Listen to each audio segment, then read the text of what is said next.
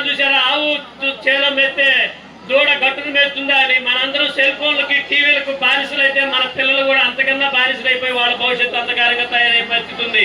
కాబట్టి నేను చెప్పొచ్చేది ఏంటంటే, మీరందరూ కూడా ఎక్కడి నుంచైనా సరే ఈ 40 రోజులు ఏ విధమైన తెచ్చుతూ ఉన్నారో అది కొంతైనా సరే పాటిస్తూ ముందు రాబోయే రోజుల్లో ప్రతి ఇంటిలో కూడా అన్య మతస్థులు కనుక వస్తే, ఎవరైతే మన ఇంటికి మనమే కాపలా ఉంటామో వారిని చూసి ఆంజనేయ స్వామి ఉన్నాడు, ఒక అయ్యప్ప ఉన్నాడు, ఒక వెంకటేశ్వర స్వామి ఉన్నాడు, ఒక శ్రీరాములు వారు ఉన్నాడు వాడి ఇంట్లో, అటైతే మనకి భయం అని చెప్పేసి వాళ్ళు భయపడి పారిపోయేలాగా మనందరం కూడా ఏకతాటిపై నిలబడి వాళ్ళని ఎదిరించి మన మతాన్ని, మన గ్రంథాలని, మన హిందూ సమాజాన్ని, మన సంస్కృతి సాంప్రదాయాల్ని కాపాడుకోవాలని చెప్పేసి మనం చేసుకుంటూ, రేపు జరగబోయేటటువంటి హైందవ శంకరావానికి ప్రతి ఒక్కళ్ళు కూడా తనతో పాటు కనీసం ఒక ఇద్దరిని తీసుకొచ్చేటటువంటి ప్రయత్నం చేయండి.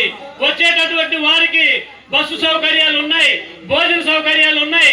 తప్పనిసరిగా రావాల్సినటువంటి ఆ బాధ్యత మనందరిపైన ఉంది. ఇందాక చెప్పిన విధంగా నాకెందుకు అనేటటువంటి నిర్లిప్త భావన దయచేసి ఎవరు కూడా వద్దు.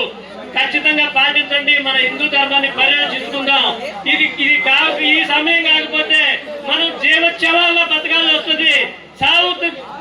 ఎదిరించి పోరాడటం కన్నా చావటం మేలు. ఎదిరించి పోరాడి బతుకుదామా లేదా పరమతాల వారి బారిన పడి చద్దామా? మనమే ఆలోచించుకొని గట్టి నిర్ణయం తీసుకొని మీరందరూ రేపు జరగబోయేటటువంటి హైందవ శంకరావాన్ని జయప్రదం చేయాలని చెప్పేసి మనసా భాష కర్మనా కోరుకుంటూ, మరి నాకు ఈ యొక్క అవకాశం ఇచ్చినటువంటి పెద్దలకు అందరూ కూడా మరొకసారి ధన్యవాదాలు తెలియజేసుకుంటూ సెలవు తీసుకుంటాను. జై శ్రీరామ్, జై శ్రీరామ్, జై శ్రీరామ్.